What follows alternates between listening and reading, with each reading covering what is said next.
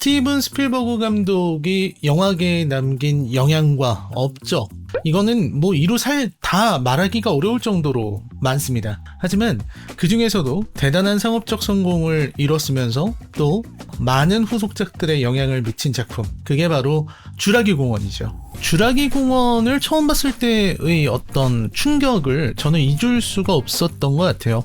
굳이 한국 영화 악의 공룡 쭈쭈를 얘기할 필요는 없겠지만, 우리가 생각하던 그런 할리우드 영화의 어떤 강력함, 그리고 할리우드 영화가 이런 일반적인 다른 영화들과 다르다는 걸 보여준 저에게는 두 번째 영화입니다. 첫 번째 충격은 터미네이터 2였어요. 터미네이터 2를 봤을 때 그 터미네이터 2가 그리고 있는 어떤 미국 사회의 모습이라든지 혹은 뭐 액체 금속으로 변화하는 그런 모습들, 이런 CG들 같은 게 완전히 우리랑 수준이 너무 다르다는 걸 보여준 작품이었거든요.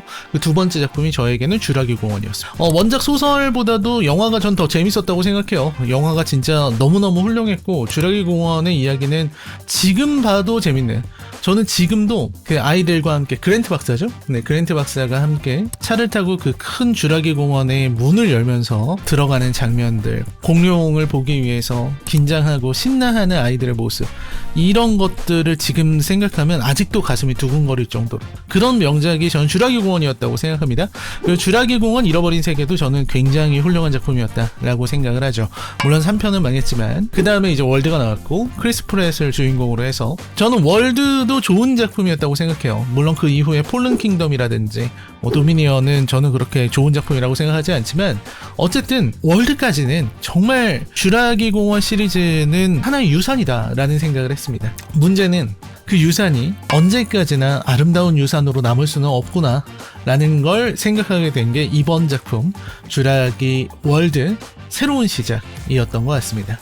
여러모로 아쉬운 작품이었다고 생각이 들고요. 여러모로 지루했고 힘든 작품이었다라고 생각을 합니다. 그래서 차근차근 이야기를 조금 나눠보는 시간을 갖도록 하겠습니다. 여러분, 쥐라기 월드 새로운 시작 리뷰입니다. 이 앞으로는 치명적인 스포일러가 있으니까요. 네, 감상에 주의하시길 바라고요.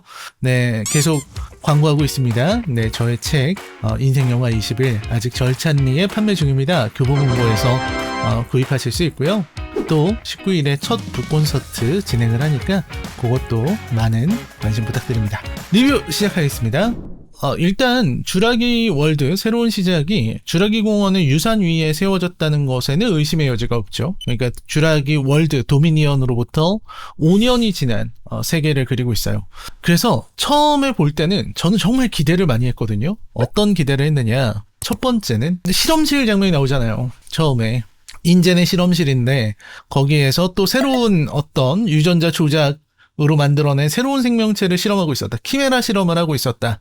라는 부분에서 저는 쥐라기 월드가 미처 끝내지 못한 과제를 완수하려는 것처럼 보였어요. 왜냐면 쥐라기 월드가 재밌는 작품이긴 하지만 인도미누스 렉스라는 이 캐릭터, 요 부분에 있어서는 조금 더 깊게 갔으면 좋았을 뻔했다라는 생각을 저는 했었거든요. 그리고 그러한 비평들도 봤던 것 같고요. 그래서 쥐라기 월드가 인도미누스 렉스를 통해서 미처 다 끝내지 못했던 그런 이야기나 메시지를 이번에 완벽하게 하려고 하는구나 라는 생각이 처음에 들었고요.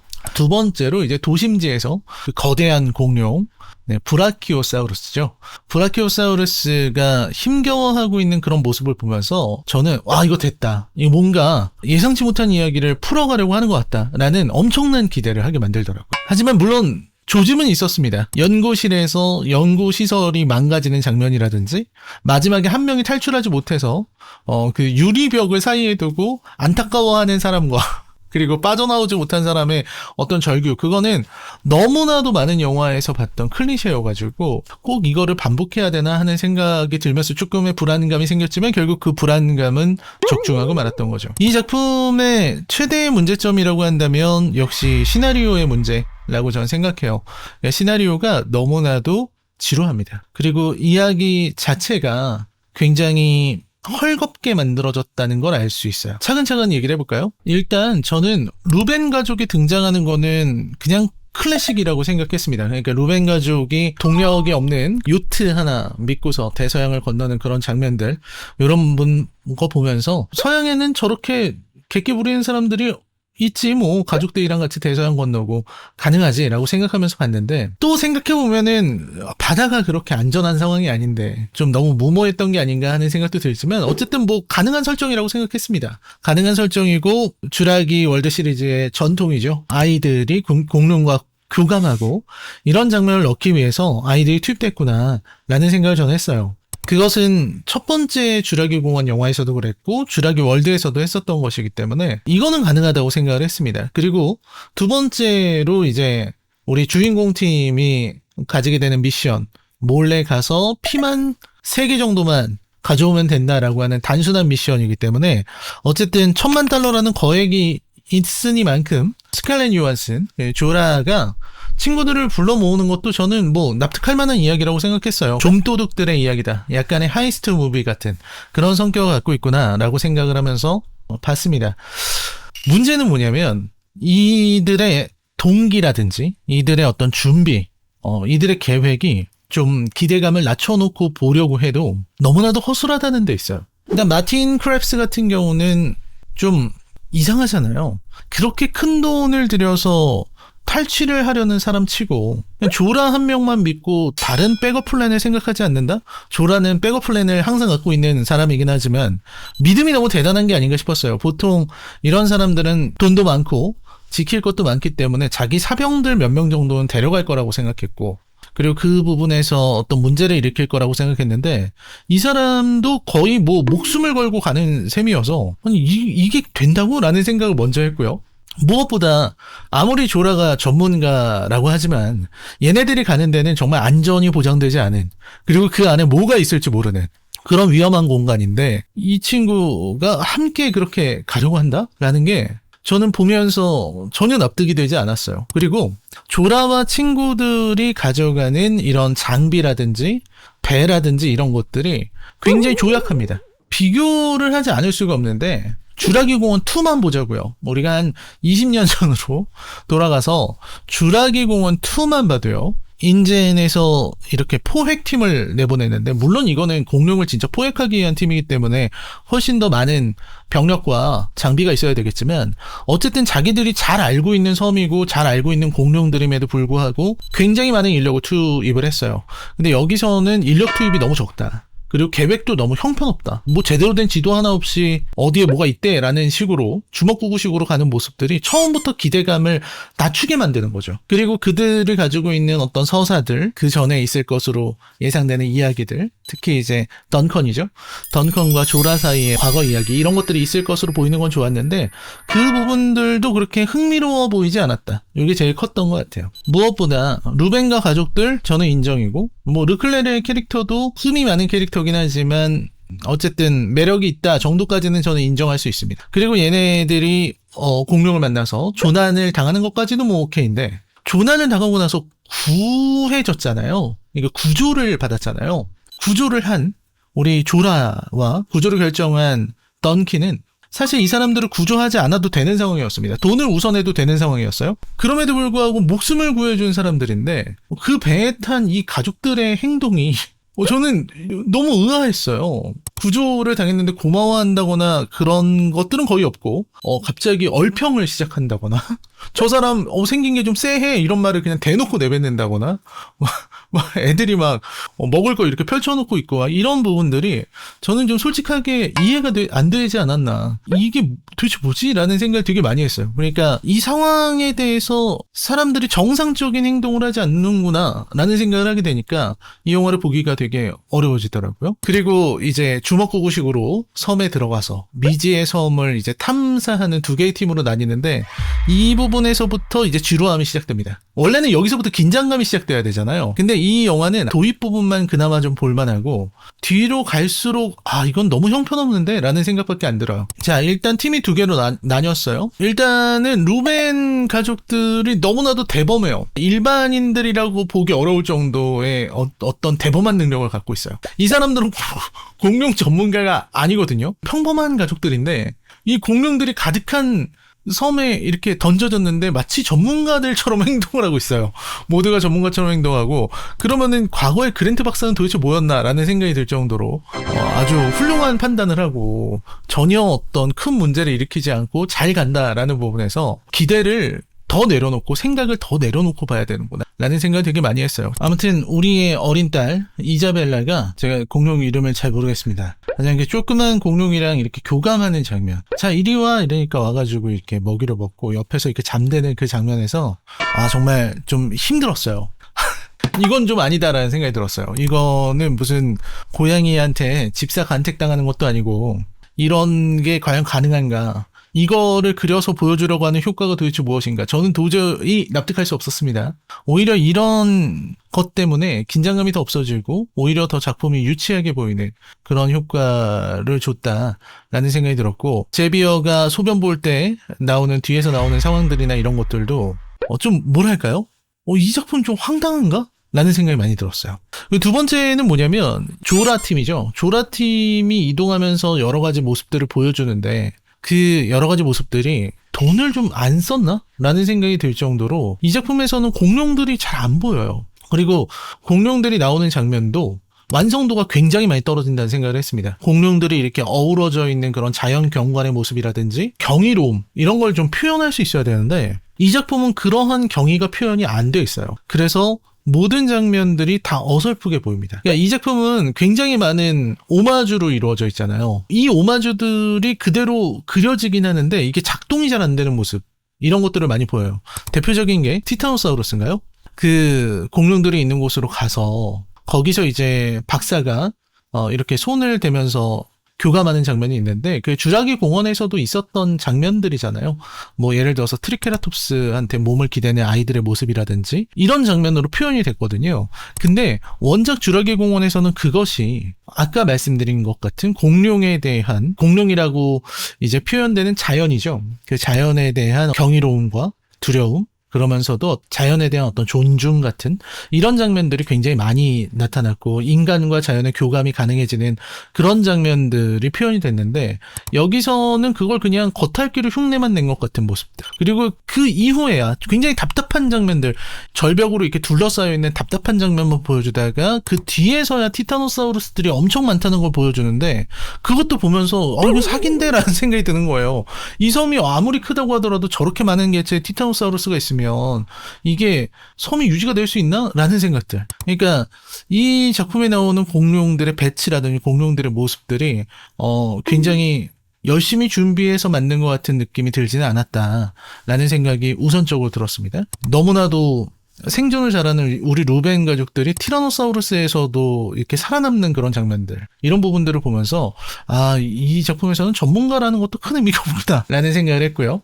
공룡들의 활용은 저는 전반적으로 안 좋았어요. 티라노사우루스는 등장시킬 수밖에 없는 캐릭터잖아요. 주라기 공원의 상징과도 같은 캐릭터이기 때문에 티라노사우루스가 나와서 액션 장면을 주는 거는 좋았어요. 근데 그 장면을 통해서 우리가 티라노사우루스에 대해서 알 수 있는 것은 전혀 없죠. 그냥 이제는 CG가 발전해서 티라노사우루스를 저렇게 밝은 곳에서 보여줄 수 있구나, 역시 기술 발전이 최고다, 이렇게 생각하는 거 말고는 저는 얻을 수 있는 게 거의 없다고 생각이 들었습니다. 그러니까 예를 들어서 주라기 공원에서의 티라노사우루스가 나오는 모든 장면들은 다 명장면이었어요. 주라기 공원 2에서도 티라노사우루스는 엄청난 역할을 하고 있었죠. 주라기 월드에서는 티라노사우루스가 마지막에 최종 병기로 나오면서 아까도 말씀드렸던 자연이 가지고 있는 경외감, 이런 것들을 완벽하게 보여주는 장면들이 많았어요. 근데 이번 장면에서 티라노사우루스는 그냥 액션을 위해서 한번 희생되고 있는 것에 불과해요. 소비되고 있는 것에 불과합니다. 그래서 그걸 보면서 물론 서스펜스와 재미는 어느 정도 느낄 수 있지만, 그나마 그 장면 정도가 제일 이 영화에서 볼만한 장면이긴 하지만 티라노사우루스의 활용 자체도 너무 단순하게 끝낸 것이 아쉬웠다 라는 말씀을 좀 드릴 수 있을 것 같아요. 그리고 결국 전반적인 구조는 주라기 공원에서 벗어나지 못했습니다. 익룡을 통해서 벨로시랩터의 역할을 대신한 거죠. 특히 이제 주라기 공원의 벨로시랩터와 주방 장면을 오마주한 주유소 편의점 장면이라고 할까요? 주유소 편의점 장면의 완성도 자체는 나쁘지 않았지만 역시 벨로시랩터만큼의 긴장감은 없었다. 트릭이라든지 뭐 장면을 활용하는 이 모든 아이디어들이 굉장히 낡고 그냥 보이는 대로 그냥 반복하고 있을 뿐이다라는 생각을 했어요. 물론 이제 스티븐 스필버그 같은 위대한 천재 감독과 그 사람이 발휘했던 그때 당시의 창의력을 쉽게 비교하기는 어려운 것이겠지만 이번 작품이 많이 아쉬웠던 것도 사실입니다. 전반적으로 지루하고 긴장감이 생기지 않고 너무 길다는 생각이 들어요. 그만큼 작품을 잘 만들지 못한 거예요. 세계가 헐겁고 위기가 보이지 않고 앞으로 보이는 진행이 너무 뻔하고 누가 죽을지도 눈에 그냥 훤히 드러나기 때문에 긴장감이 전혀 생기지 않았던 것이죠. 그래서 이런 부분들이 우리를 많이 아쉽게 했다. 라는 부분이고요. 메시지 전달도 잘 되지 않는다는 느낌이었습니다. 그러니까 박사의 입으로 환경 파괴라든지 이런 부분의 메시지를 전달하고 있긴 하지만 그게 이 영화와 붙어 있다는 생각이 들지 않았어요. 메시지라고 하는 거는 등장인물의 입으로 뱉는다고 메시지가 되는 것이 아니라 영화 속에 녹아들어야만 메시지로 될 수 있습니다. 이거는 그냥 우리는 이런 메시지를 할 거예요 라고 그냥 공표하는 것밖에 안 돼요. 우리는 이런 걸 말하고 있습니다 라고 얘기해 주는 것밖에 되지 않기 때문에 그런 부분들이 많이 아쉬웠다 이런 말씀 드릴 수 있을 것 같고, 마지막 장면이 저는 제일 안 좋았습니다. 왜 마지막 장면이 제일 안 좋았냐면 디렉스라고 하는 새로운 공룡이죠. 새로운 크리처를 만들었고 그 크리처는 마치 인도미누스 렉스처럼 인간의 욕심과 이런 것으로 인해서 만들어진 강력한 피조물이죠. 그리고 굉장히 징그럽게 생겼고요. 마치 에일리언을 보는 것 같은 그런 모습을 가지고 있죠. 전 여기까지 좋았다고 생각이 들었어요. 왜냐면 인도미누스 렉스는 어차피 그 주라기 공원에서 관객들을 상대로 보여줘야 되는 아주 강력한 친구이기 때문에 모습 자체가 아주 무섭게 멋지게 생길 필요가 있었거든요. 근데 디렉스는 목적이 그게 아니기 때문에 그 생김새를 신경 쓰지 않았던 거죠. 그러니까 그런 어떤 끔찍한 모습의 혼종이 탄생했다. 여기까지 저는 되게 좋았다고 생각합니다. 근데 문제는 이 디렉스를 통해서 보여준 게 아무것도 없어요. 그냥 마지막 장면을 위해서 존재하는구나 라는 거 외에 없거든요. 그냥 헬기 한번 깨물고 요런 정도지 이 디렉스라는 존재가 얼마나 이 환경을 파괴하는가를 보여주지 않았어요. 디렉스가 다른 공룡들을 사냥하고 죽이고 파괴적인 존재라는 것을 어필하지 못했습니다. 그래서 디렉스는 어느 정도로 전락해버리냐면 그냥 이 영화의 마지막을 장식하기 위해서 준비된 최종적인 크리처, 그냥 그 역할, 그 기능에서만 소비되고 끝나버려요. 이것은 주라기 월드를 벤치마킹한 것인데 주라기 월드에 조금도 미치지 못한 선택입니다. 주라기 월드는 인도미누스 렉스를 통해서 정말 많은 것들을 보여주려고 했어요. 그 영화를 보고 있으면 주라기 월드를 별로 좋아하지 않는 저도 인도미누스 렉스라는 캐릭터, 그 크리처를 계속해서 의식하게 됩니다. 영화가 그렇게 만들었잖아요. 걔는 보호색도 띠고 있고 굉장히 강력하고 랩터와 같은 그런 집요한 사냥 능력을 가졌고 티라노사우루스를 능가하는 그런 파워를 가지고 있고 이런 것들이 계속해서 어필되기 때문에 인도미누스 렉스가 분명히 저 사악한 지능을 이용해서 주인공 일행을 괴롭힐 거라는 게 드러났다고요. 그런 부분을 보면서 인도미누스 렉스는 상당한 그 존재감을 계속해서 뿜어내고 있었습니다. 하지만 이 작품에서 디렉스는 전혀 그런 걸 뿜어내지 못했다. 그리고 이제 엔딩 장면에서도 주라기 월드하고는 비교할 바는 아니죠. 주라기 월드는 이제 크리스 프렛과 그가 데리고 다니는 블루, 벨로시랩터와, 그리고 마지막에 나오는 렉시, 티라노사우루스 렉시까지 엄청난 파괴력을 보여주잖아요. 그들이 보여주는 어떤 액션. 폐위된 왕으로서 아직도 여전히 이 자연의 지배자이자 왕이라는 것을 증명해야 되는 티라노사우루스의 어떤 싸움, 이런 것들이 굉장한 로망을 줬다고요. 적어도 주라기 공원 시리즈는 공룡을 좋아하는 사람들한테 팬서비스 정도는 해줘야 된다고 생각을 합니다. 근데 그런 부분에서도 마지막에 그냥 조명탄 들고 이렇게 가는 마흐샬라 알리, 던킨의 모습은 좀 대단히 아쉬웠다. 그리고 덩컨이 그냥 살아있는 장면은 정말 너무나 의아하죠. 정말 여러 가지 생각했어요. 덩컨은 어떻게 산 것일까? 왜 그걸 보여주지 않았을까? 덩컨이 살아있는 장면을? 저는 그렇게 생각합니다. 아, 이거 설명을 못했구나. 설명하는 장면을 찍었을 수도 있을 것 같아요. 그러니까 덩컨이 살아가는 장면, 어떠한 기지를 발휘해서 도망치는 장면들, 그게 아마 다 말이 안 됐겠죠. 덩컨이 어떻게 살아있는지를 설명할 수 있는 방법이 너무 없으니까 그냥 설명을 안 해버린 거죠. 그래서 그냥 덩컨은 살아있어. 우리 후속작에도 마하샬라 알리 씨는 나와주셔야 되기 때문에 어쩔 수 없이 살아있는 걸로 처리하도록 하겠습니다. 그렇게 아십시오. 이러고 그냥 끝나는 그런 영화라는 생각이 들었어요. 아니, 어떻게 주요 인물이 자신을 희생하려고 이자벨라에게 희생하기 위한 그런 복선 대사도 하잖아요. 내가 널 반드시 지켜줄게. 그게 뭐냐면 이자벨라를 위해서 희생할 수도 있다라는 말이었거든요. 근데 그거를 그냥 이 조명탄 들고 가서 분명히 T-렉스랑 마주했고 어디 도망갈 곳도 없었는데 그 설명을 빼먹고 갑자기 살아 돌아오는 그런 모습을 그림으로써 이 영화는 처음부터 끝까지 제대로 된 부분이 없었다라는 생각을 했습니다. 좀 더 하고 싶은 얘기는 많지만 깊게 파고들고 탐구할 만한 이야기는 아닌 것 같다라는 생각을 했고요. 절대 들어가선 안 되는 섬에 일반인 가족들이 어쩔 수 없이 들어간 것까지야 정상 참작이 된다지만 거기에 있는 공룡을 아무렇지도 않게 빼오는 그런 어떤 윤리 바닥난 그런 모습을 보면서 참 많은 생각을 해야 되는 그런 작품이었습니다. 엔딩 장면까지 원작의 오마주라고 할 수 있겠는데 물론 헬기에서 보트로 바뀌긴 했지만 어쨌든 잠들어 있는 아이들의 모습 이런 것들 오마주는 잘했지만 알맹이는 없는 영화 너무나도 헐겁고 어설펐던 영화 쥬라기 월드 새로운 시작에 대한 제 평점은 10점 만점에 3점 정도입니다. 저는 이 작품을 추천하지 못할 것 같아요. 물론 이제